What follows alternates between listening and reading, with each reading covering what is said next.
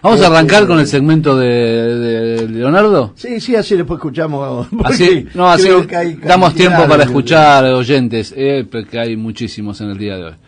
Vamos a arrancar, sí. Bueno. Ahora. Sí, yo iba a hablar de la evacuación de Humaitá. Humaitá era una fortaleza que se creía imposible de tomar, pero la habían rodeado por tierra y además la flota, que era acorazada, había alcanzado a pasar, los cañones no tenían efectividad. Entonces, López... Perdón, Humaitá era una fortaleza perteneciente ¿a quién? A Paraguay. A Paraguay. Que estaba a la orilla del río. Y ya te digo, lo habían rodeado con tropas, y además la escuadra, que no se animó durante mucho tiempo a pasar, pasó, pero los cañones, que no eran estriados, eran cañones, digamos, antiguos, no alcanzaron a detenerla, entonces pasaron al norte. Entonces quedaron rodeados. López se va, porque estaba López también ahí, se va de Humaitá y ordena que la desalojen. Pero antes de desalojarla, se produce un episodio medio fortuito, porque cruzaron unas canoas que salieron de Humaitá a la otra orilla. Entonces Casillas, que era el brasilero, pensó que estaban desalojándola. Entonces ordena a Osorio que la tome. Osorio era un general brasilero.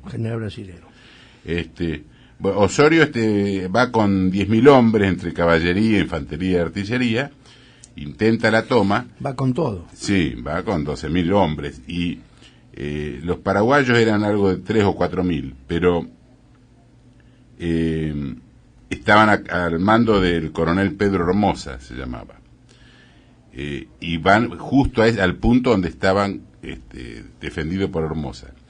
Hermosa dice que era un tipo muy calmo, los esperó a que llegaran, digamos, y le mandó una andanada de artillería que hizo un desastre. Oleari lo relata, dice: Osorio, montado a caballo, vistiendo con poncho de vicuña, en medio del estruendo de la artillería, sus arengas y sus blasfemias, pero todos sus heroicos esfuerzos eran completamente inútiles. Entonces Osorio le pide instrucciones a Casillas, y Casillas le dice que le da libertad de acción, que haga como quiera. Entonces Osorio manda a otro grupo de gente que iban por una especie de desfiladero, y los paraguayos prácticamente se habían quedado sin municiones. Entonces Pedro Hermosa hace cargar cañones con pedazos de casco de bala, municiones, hasta pusieron pedazos de cuchillo, de bayoneta, etcétera. Sí, un poco como peleó acá Chilaver, lo último. Y los esperó hasta que estuvieron bien cerca y tiró un cañonazo impresionante que hizo un desastre.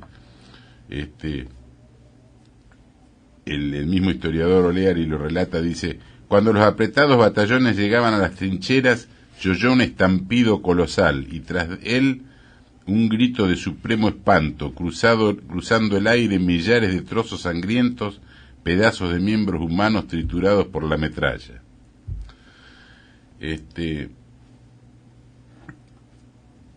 Algunos incluso pretendieron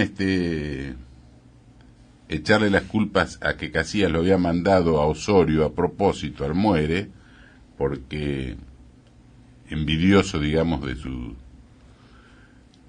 capacidad, de las glorias de Osorio, y él lo rechaza. Incluso después de la guerra lo acusaron en el Senado. Después de eso se produjo, estamos hablando de julio de 1868, se produjo un hecho en Acayazuá, que era como un desfiladero que habitualmente recorrían las tropas argentinas.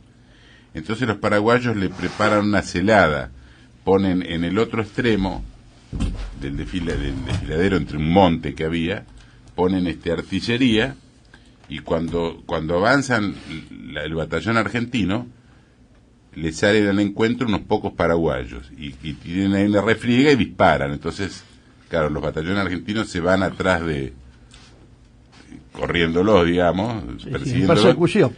Y cuando llegan frente a donde estaba la artillería, se abren, se esconden en el monte y de la artillería le mandan una andanada que hacen un desastre. Ahí muere un coronel que era Martínez de Oz. Muere en esa... Y después el otro que iba de jefe ahí era el comandante Gaspar Campos, que no muere, sino que lo toman prisionero y muere después en Lomas, a los 37 años, muere en Lomas Valentinas de disenteria, que incluso dicen que le dio al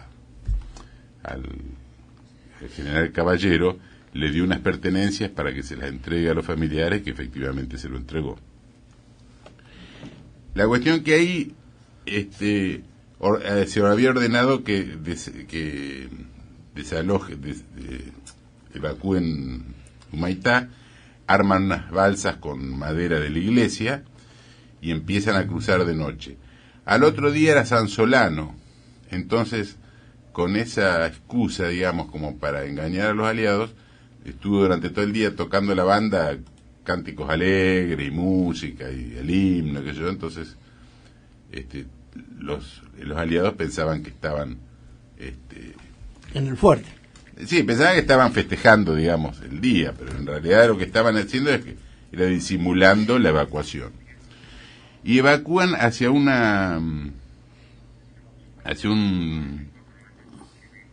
el frente, digamos, cruzan el río, y entonces ahí hay una laguna muy grande que se llama Laguna Iberá y que tiene como una península así de tierra que le llaman la isla Poí. Poí quiere decir angosta. Bueno, ahí se juntaron como 10.000 paraguayos, que muchos, había soldados y todo, pero muchos eran mujeres, chicos, enfermos, de todo. Y el que los dirigía, que era Martínez, se llamaba el paraguayo, ordena que toma las precauciones para que crucen la laguna. Incluso se había hecho como una especie de canal para facilitarlo. Pero el general Rivas, que era el brasileño, se dio cuenta de la maniobra, ni bien hicieron algunos cruces, digamos.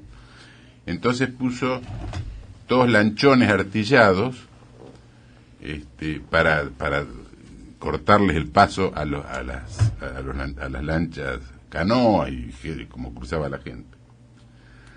Y dice que a la noche se armaban unas batallas impresionantes. Dice que a la mañana amanecía la laguna teñida de colorado. Por eso yo en el libro lo llamo la masacre de Isla Poí, a ese hecho. Los paraguayos estaban, digamos, en ese lugar y querían escapar como pudieran, porque estaban totalmente rodeados, sin alimentos. En una semana los brasileños le habían arrojado 10.000 bombas, imagínate. Y la cuestión que la última tentativa de escape fue el 13 de julio del 68. Y unas 400 personas en lanchas intentaron cruzar la isla, ¿no? La laguna. Y por supuesto lo interceptaron los brasileros. Geli Oves, que era un general argentino, le escribe a Mitre y describe el hecho así, dice: al traer las canoas al puerto fue cuando todos quedamos espantados de lo que veían, pues que al remover los cuerpos para saber si había heridos, se encontraron con varias mujeres muertas que venían con camiseta de soldado y con estas varias criaturas también muertas. Y el mismo Geli Oves dice que el propio general Rivas, brasileño, dice que él lo vio y dice: lo encontré todavía afectado por el espantoso cuadro que había presenciado. A raíz de eso, todavía permanecían unos 1.800 paraguayos en la isla Poí. y van varias, hay varias tentativas de pedido de rendición que se niega, Martínez se niega. Incluso fueron una delegación de religiosos con cruces y todo tratando de que se rindiera.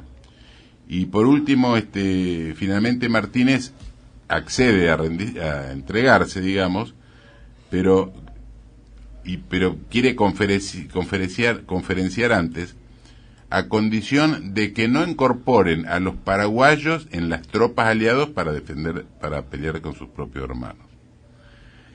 Y el general Rivas, que estaba tan impresionado de lo que había pasado, que no solamente le dijo que iba a respetar eso, sino que les iba a permitir conservar el sable a los oficiales paraguayos.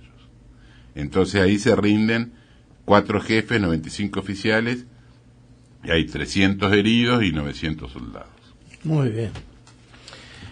Don Jorge, ¿qué señor, le parece si escuchamos los oyentes? Pensé que primero le agradecemos, es muy didáctico, No, el ingeniero, muy linda historia. Y nos reencontraremos con su historia el día martes. El día martes.